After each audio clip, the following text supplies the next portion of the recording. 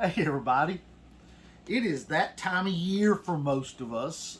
Some of you down in zones, 7B and 8A and 8B and so forth, you're ahead of this game already. But for the rest of us, it's either time to start your seeds for your warm season vegetables or you're already in the up potting stage. Now, we're already in the up potting stage, even though we're technically a few weeks early for our area. Now we are in zone 6B, and sometimes we tend towards a little bit on the 7A side, but it really depends on the property where we're at here. You've got to keep that in mind on your property, in your garden, is where is your hot spots and where's your cold spots, and your soil condition and shade and full sun. There's so much that comes into gardening, but the bottom line is just get out there and garden. Get out there and have a good time. Have failures if that's what it takes, but do something.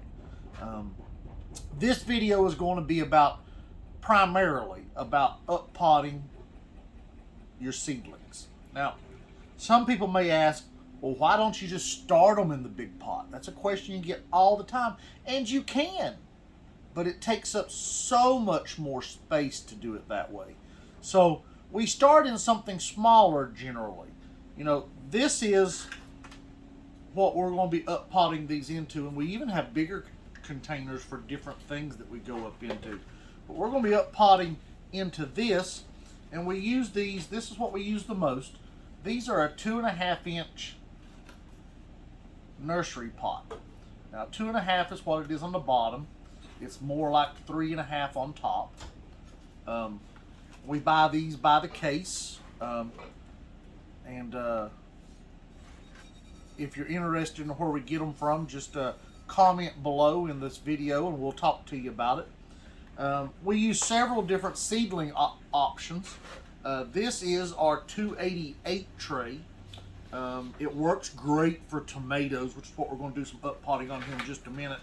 And if Tiffany is nice, she's going to bring us over a tray of peppers that need to be up potted. And we're going to talk about peppers after we do talk about tomatoes.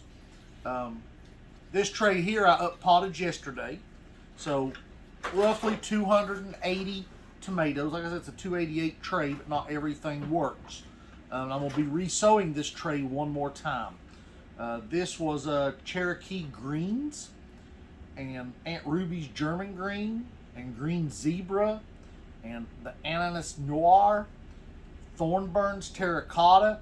That is not my favorite tomato. It's good. Tiffany really likes it, and usually the people that love the Thornburn's Terracotta really love it. And it is a good tomato. It's just not in my top 10. It probably don't make my top 20.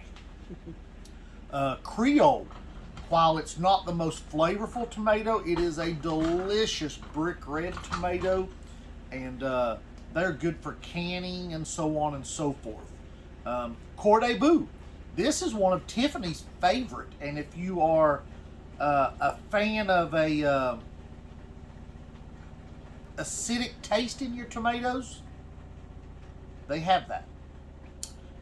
German Pink, all-time classic, wonderful large beefsteaks that taste just like a classic pink beefsteak. Mortgage Lifter. One of my favorite red tomatoes is Mortgage Lifter. Mortgage Lifter has just amazing size and quality and shape. And then Hungarian Heart. Hungarian Heart makes nice, usually big red tomatoes.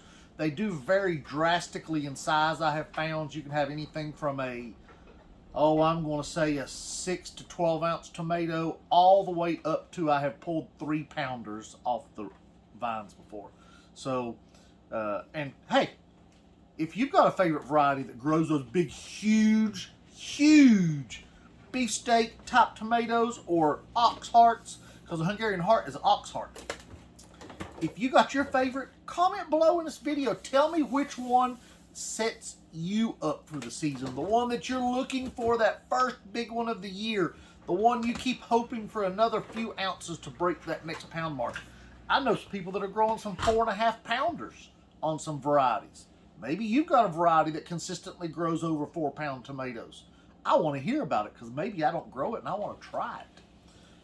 Some people ain't fans of the big tomatoes. I am. I am such a fan of the big tomatoes. They are awesome. The meatier they are, the better they are, in my opinion. So anyway, this is what I potted yesterday. And I would show you the finished product from yesterday, but it's easier just to show you how we do it today. Now, we are using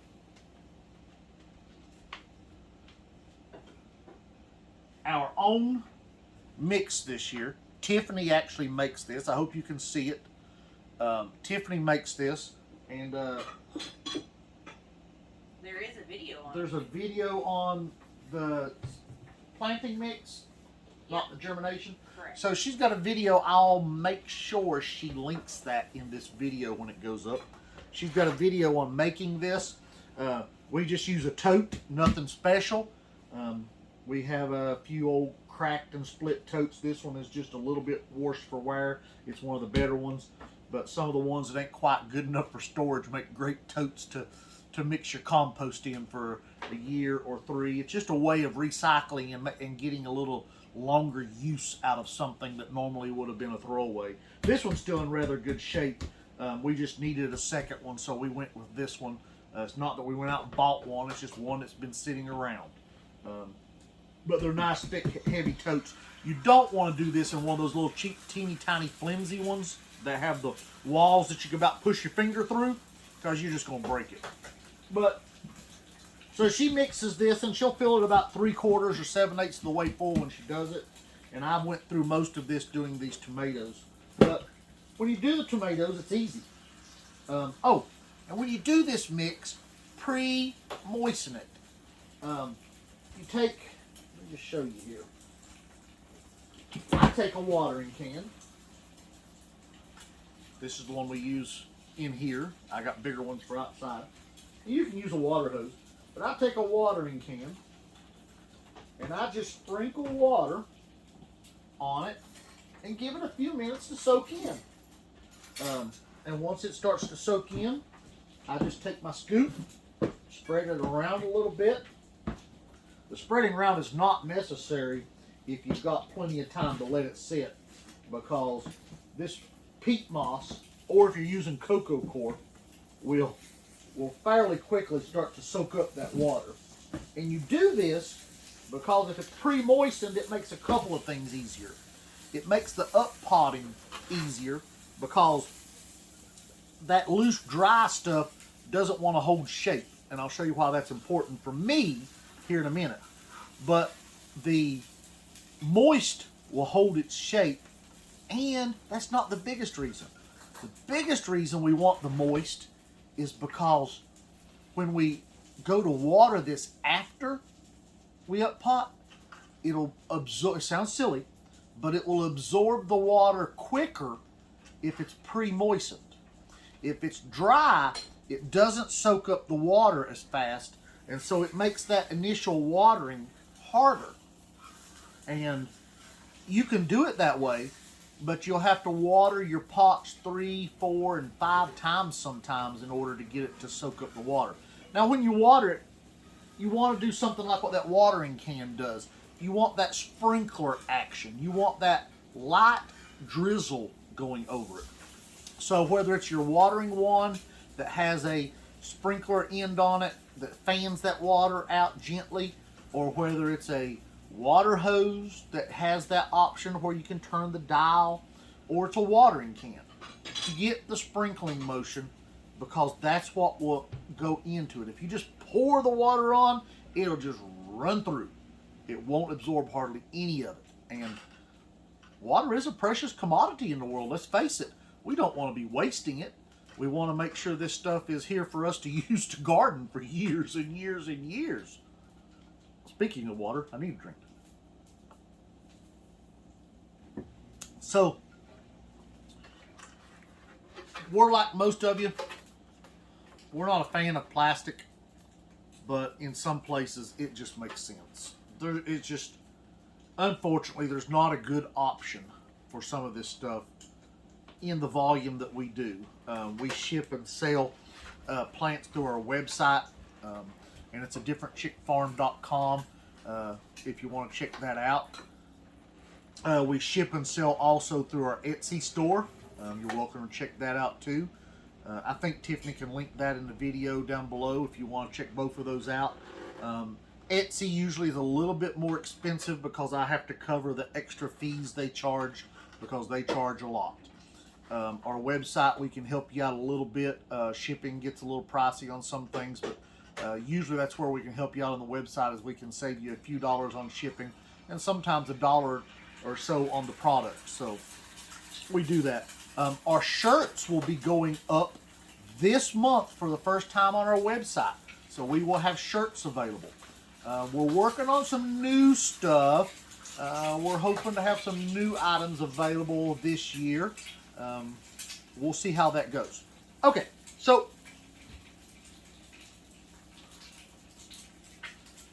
here's my seedlings. These probably should have been out of here a week ago, but they're fine. I've been looking at them. They're not root bound. They're still in good shape. Yesterday I did a white tomasol. That is a white / they turn a very super pale yellow when they're completely ripe tomato. I did a and I'm going to butcher this, but I think it's Dr. Witchy's. And that is a yellow / orange tomato. It's orange is what it is.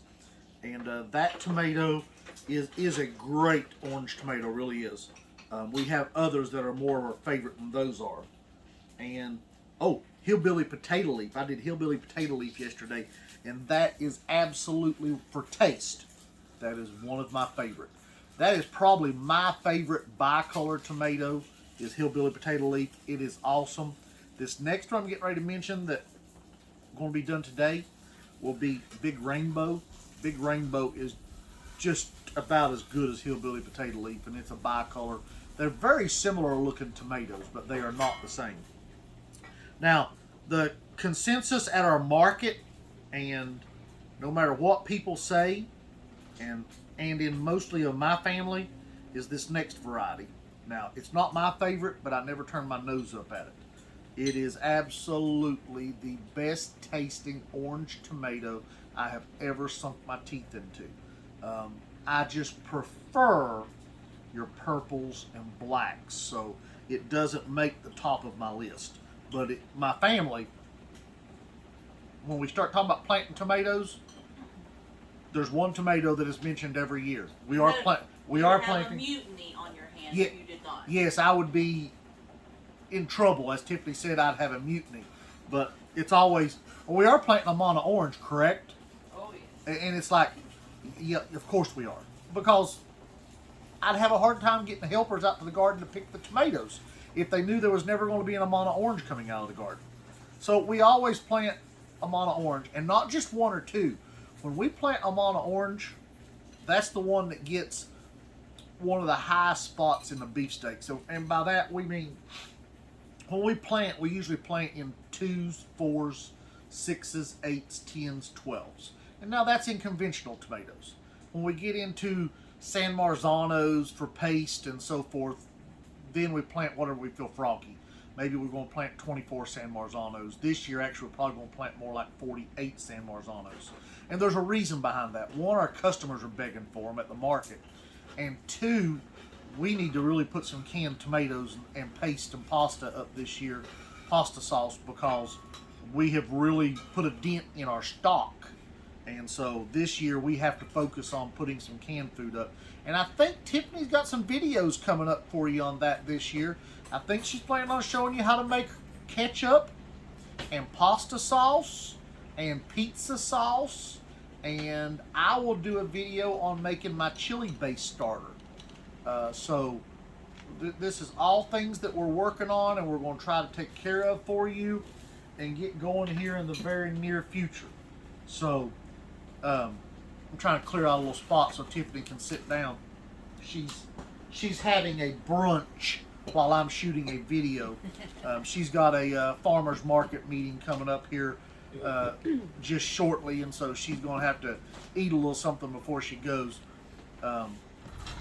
she normally be in this video with me, but she's been having some eye allergy issues, and I think she caused that herself by trying to wear contacts when she was having an allergy attack, and so now she's got an eye that's really, really bothering her bad, so she's trying to be gentle with it until the doctor can get her something prescribed for it. I'd say she's got an infection in it from fooling around with the contacts that she kept trying to clean and put back in when she should have just left them off. So we feel sorry for her yesterday and today, and hoping that she will recover. So anyway, the next orange tomato, solid orange, that is a must on our farm, I say must, there is a year or two we don't grow this, is orange oxheart. I've been growing orange oxheart for years. There's a gentleman in our neighborhood that actually turned me on to orange oxheart. I had never grown it nor heard of it. And he is, Earl is his name, and he's been a great friend and an encourager in gardening. He's an older gentleman. Used to go to church with him, and he gave me several seeds, and I don't remember all the other varieties. May not even be growing some of them at this time, but orange oxheart was one of the ones he pulled out of his private freezer collection, and that's how I learned you could freeze tomato seeds. Some seeds don't respond as well to freezing, but I can tell you right now, tomatoes do fine. Technically, they'd probably be better off at about 32 degrees than be in a freezer, but I don't have an easy way to pull off 32 degrees. So we put them in a freezer. And orange oxheart was one that the first time I grew it, I was just in love with it. It is such a wonderful tomato. Amana orange is sweeter, so that's why you lean towards it. But orange oxheart is just amazing. If you haven't grown it, you need to. Pork chop. Pork chop is more yellow than orange. It's a yellow tomato. Most people lump yellow and orange in the same category. I kind of lean towards separating them because they're two different flavor profiles. Orange tends to be a little sweeter. Yellow tends to be a little more, have a little more bite when you take that bite of it. And pork chop is a great one. My only downside I think I have to pork chop is I can't get them to produce as well as the Amana orange or the orange oxhearts. The orange oxhearts, the Amana oranges, the Hungarian hearts, they usually produce so much that the vine can barely handle the weight. You start picking green tomatoes off the vines because you're worried about the weight that's hanging on the vine, that it's going to break it. Because I've had that happen. I've had them ride tomato stakes over. I've had them ride 2 tomato stakes over that I've had on vines before come out and they'd be on the ground. Not because of high wind, just because they just kept pushing them over and pushing them over and pushing them over until they fell. So they're amazing. And then another one we've been growing for a few years, and I would put this in the category of big rainbow and hillbilly potato leaf, is the striped Germans. And striped Germans are a great tomato. Consistent producer. They got a little bit of disease resistance to them. But they're good tomatoes. They really are. Striped German is not a potato leaf, and neither is big rainbow. So that's the spot them two outperform hillbilly potato. The reason it's called hillbilly potato leaf is because it's a potato leaf. Some people shorten that to hillbilly potato, but it is because it's a potato leaf. Now, if you grow up in an area where your gardening is affected by disease, you'll understand the importance of potato leaves because they disease easy. They get blight easier. They get fungal diseases easier. They're just an invitation. It's like opening your window with the mosquitoes outside in the water. They're going to come in. And a potato leaf invites those diseases in. So I still grow hillbilly potato leaf because it's not horrible. One that I don't hardly grow at all, I do grow from time to time, and it is a big hit in this area, is pink brandywine. Anybody that grows brandywines in this area know that they get early blight and they get late blight and they get everything in between. And with a pink brandywine, it ain't a matter of Is it going to get disease? It's a matter of when do I pull this tomato vine out and throw it in the burn pile, because it's coming. So anyway, all that, let's get started. This is not what we came for, but how can you resist not talking about tomatoes? I can't resist it. Okay, so these trays, if you look, I don't know if you can see, they have handy little holes in the bottom. Now they make things to push these down that pops all of them up at one time, and that works great if everything in the tray is the same variety. But everything in this tray is not the same variety, so that's a bad idea.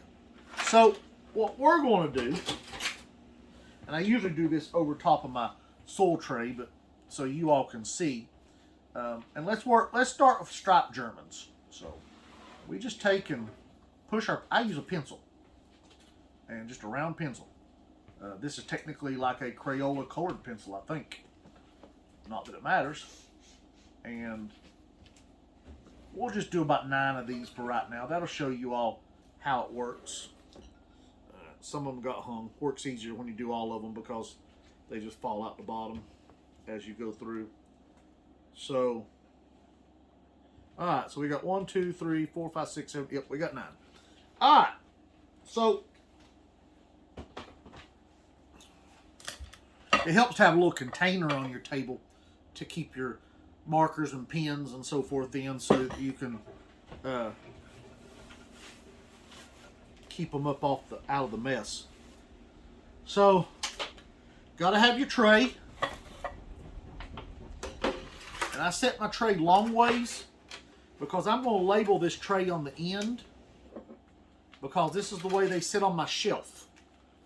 Now, if you are only doing a few varieties of each, then you can go the other way. It makes it easier. It's whatever works for you, really. So, I set my pots up here in the corner. And I'll scoop out my soil, shake it down a little bit. If you have to, you can take your hand and push it down a little bit. Sometimes it's a little extra fluffy and you can tell it didn't settle like it's supposed to. You can just set them right in your tray. You can use something to make the hole in the soil, and that's fine if you're worried about dirt under your fingernails. But I farm for a living and work on cars for a living. Dirt under my fingernails is a given on almost every day. It just is what it is. You use your fingers for what you got to use your fingers for. So, I'll push a hole down in the soil, depending upon what kind of seedling I'm working, how deep that hole's going to go. Now, tomatoes, whether you know this or not, tomatoes, I think you might be able to see those little hairs, have hairs on them, and those little hairs on the side of the stem will root. So these 2 leaves here, and I'm lost for words is what they're called, but they're not true leaves. You can pull them off or leave them. I'm going to pull them off for this one. It takes a little longer to do that, because I can plant this tomato all the way up as long as the leaves are above the ground. So let's put her down in there. And then we're going to just take my fingers and push the soil around. Now, if you want to be picky, you can add a little more soil in there. It's not necessary. Now, we can do it the other way too. We can take this one, we can drop it in there, and we're not going to pull them leaves off. Either way, it works. They're going to fall off eventually. I have had a couple, though, that didn't fall off. I've had some tomato plants that were producing tomatoes, and those leaves stayed on. It's kind of odd when that happens. So I'll take and set them in a row in my tray.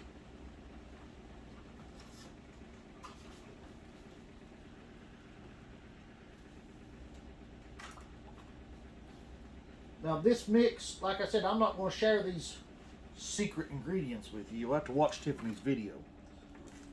But this mix that we're using this year so far, we're very happy with. We've made this ourselves. We talked about doing it for years, but necessity came because this whole pandemic thing is starting to get old. And we went to order our mix, should have been plenty early, and our supplier was out. They had 1 bag of either seed starting mix or potting mix. That's the type we use. We are organic certified, so our mixes have to be organic. And or the ingredients, like with us, the ingredients that we're putting in the mix has to be organic. And that's what we did here, was we bought certified, Omri certified mixes and mixed them to make our own mix. Now we use peat moss, but you can use cocoa coir or cocoa coir and peat moss. Cocoa coir just gets a lot more expensive, and sometimes it's very hard to get a hold of. So we didn't go cocoa coir. So these little trays, I don't know if I told you earlier, they hold 32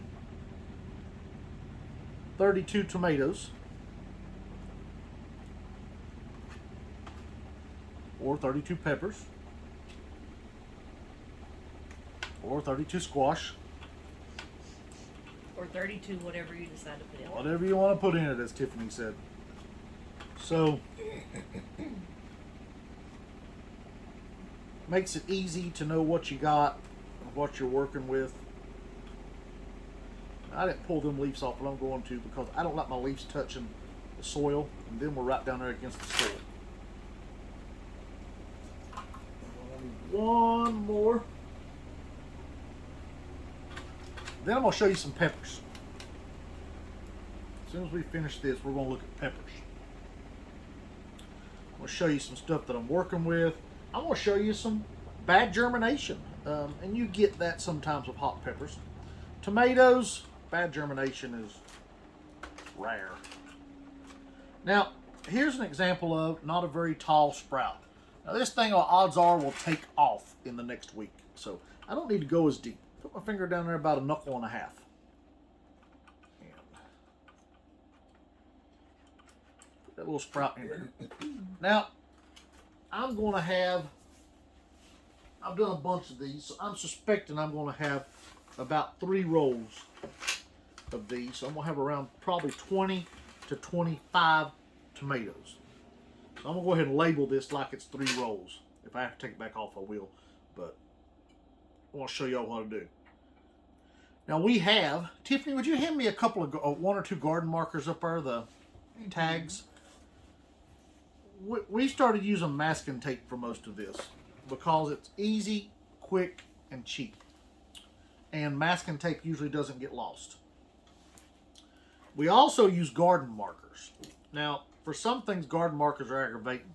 The reason I'm not using garden markers here is that if we ship these plants, they don't need a garden marker because the marker interferes with fitting into our shipping containers. And so we have to deal with it again. We end up wasting plastic tags. It's annoying. So we don't do that. But if I was going to sell these to someone local, or if I wanted to use these to tag them in my garden, I could. We find this is not adequate for tagging in the garden. By the time you fertilize or wind blows or whatever, these get lost. They get lost under the mulch. They get lost under your wood chips. They get lost because the cat dug them up. They get lost under the plastic because we use a lot of plastic. It's the woven mesh for gardening. So we use a lot of that, and they end up under it, and you can't find them, and it's just annoying. So we don't prefer to use these. We do use a few outside, but primarily we use these when we go to market or to sell out of our greenhouse. So when we go to pull a tray out of the greenhouse to put out for someone for selling to the public, then we tag them. And because that's, the customer don't want to get home. They don't want to get home and find out, oh, I bought an orange ox heart and an Amana orange and a hillbilly potato leaf and a Cherokee purple. Which one's which? They want to be able to look at tag and know. So that's why. Masking tape, on the other hand, you can kind of pull off what you want. And we use the painter grade. It seems to work better. So this is just the 3M. There's a lot of other brands out there. The blue is what we usually use. I have used the green. And we use a industrial Sharpie. A million other things out there to use. These industrial, we talked to Sharpie themselves. The industrial is the most permanent that they sell. None of it's permanent, but it's the most permanent. But I'm going to label these so I don't forget what they were. Double check myself. So these were striped German. Now, for us, we don't need to know that this is a tomato. It's obvious. For the customers, sometimes it's not as obvious. You get new gardeners. At one point, I was a new gardener. And the new gardeners won't know that that's a tomato. Oftentimes they think that basil is peppers. Yep. And we get the comment, we grow a blueberry tomato, and we get the comment, oh, is this blueberries? I've been wanting blueberries. And so, and I understand. New gardener, you don't know everything that an experienced gardener does. I mean, I've got almost 50 years on this earth, and I've been gardening since Dad said, do this, when I hated it. Now I'll do it because I like it. It's kind of weird how that works. Maybe some of you all hated gardening as a kid, or as a teenager, or a young adult. Maybe now you love it. Maybe you all was always the person that loved gardening and putting your hand in the dirt, and now you still love it. I'd like to hear about it. Comment below. Tell me what you do. You could be like me and had a black thumb forever, and then you started a farm and actually started growing stuff. Tiffany wouldn't even help me in the garden when we first got married. She said, I've got a black thumb. You don't want me out there, I'll kill it. I said, that's all right. We can work the black thumb out of you. And so I got her started helping. And as things progressed and she started seeing that she could grow things, she got more eager into growing things. And so she actually now probably enjoys gardening more than I enjoy gardening. It's kind of weird. So here, you'll see we have some beautiful pepper plants. And some beautiful pepper plants. And some pretty pepper plants. And a lot of empty spots. Oh, hot peppers are hard to grow. Seeds are picky. And I won't mention the seed supplier because I'm just not going to. But we had several from them this year that didn't do real well. So I got a feeling they had some seed problems on some of their seeds. And that being said, some seeds are just a pain in the neck to grow. That's why I would never mention the seed supplier. Some pepper plants are absolutely a pain to grow. Spotty germination, no germination, late germination. But these guys have been in this tray long enough that they were going to germinate, they would have germinated. And they haven't. So we've got Brazilian Morugas. None of them came up. Thor's Hammer Peach. We got about 60-70% germination. And on a super hot pepper, or some of these really rare peppers, 60% is good. If you get 90%, I do on some stuff, you're doing amazing.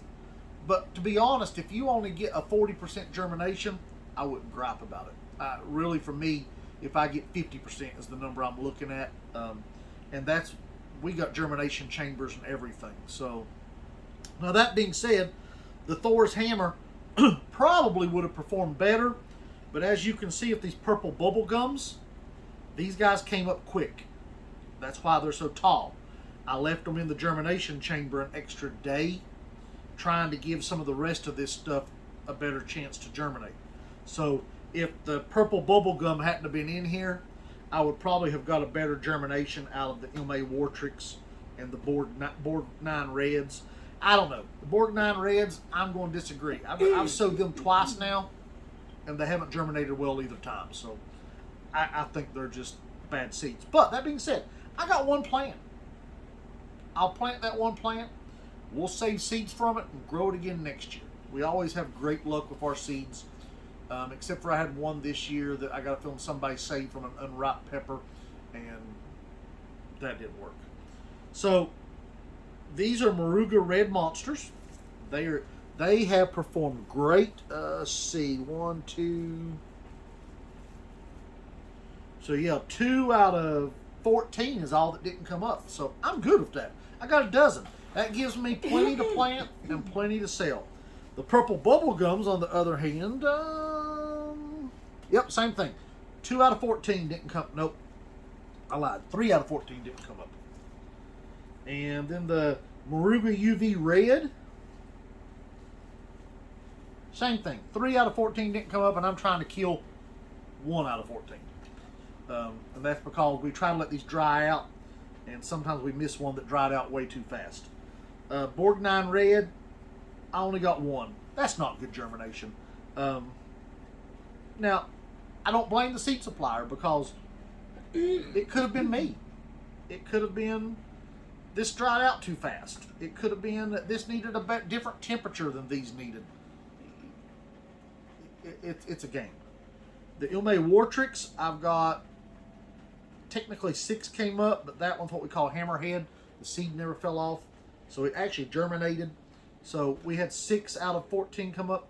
That's about my 40% mark. And like I said, if you get 40%, I wouldn't complain on a super hot. Anything below 40%, I'm not that happy. So let's talk about up-potting peppers. It's the same. You do the same thing. These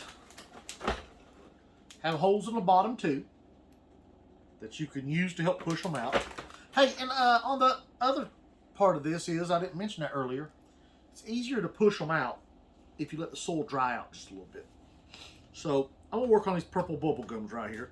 I don't know if these are going to push out, but also I'm going to show you how I normally do peppers, because I normally don't push out peppers because peppers will break. And I cry when I break a super hot. Okay, so that pushed out real easy. Tiffany, would you get that up there and let them see the roots on that real well? This is what you're looking for when you up pot your peppers. You see that nice root system? It's not pot bound. It's not root bound in the pots. It's just right where it needs to be. So everything holding together. Some of these smaller ones probably ain't there yet. So let's pop out a couple of these purple bubble gums. See if we look the same. And we do. That's almost the exact same root system.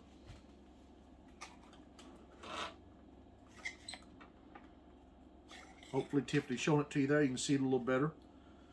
And about the same on that one. This one has a little bit less roots. It didn't grow as well. Just try not to break it.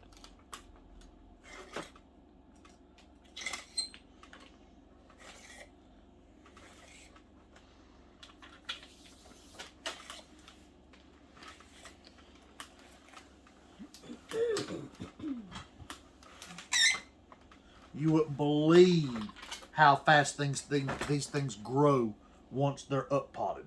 Oh my goodness. They take off like weeds. Yeah, we have tomatoes that we went ahead and up potted last week. And they went from being about 3 inches tall to what, 6, 7 inches tall? Yeah, some of them may even be taller than that. Yeah. So okay, let's set this over out of the way. Now you can use a knife to get those out, but if they'll pop out like that, that's the best way to do it. Okay, so it's basically the same thing, but there is a couple of differences I want to show you. When you up pot a pepper, almost everybody will tell you to plant it exactly the depth that it is, and there's nothing wrong with that. The only thing I would say is I plant mine about 1/4 to 1/2 inch deeper than they were. It seems to make a stronger plant. So I'll push that down in there just a little bit, and then I'll get me a little bit of soil, press around it, and I'm going to temporarily set these in this tomato tray so they won't be staying there. So let me show you again. We fill up our pot.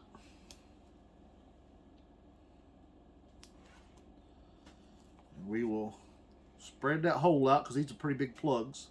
Now, if you're in a warm climate, you know, down there probably 8B, you can plant them straight like this. These plugs are meant to be planted in your garden.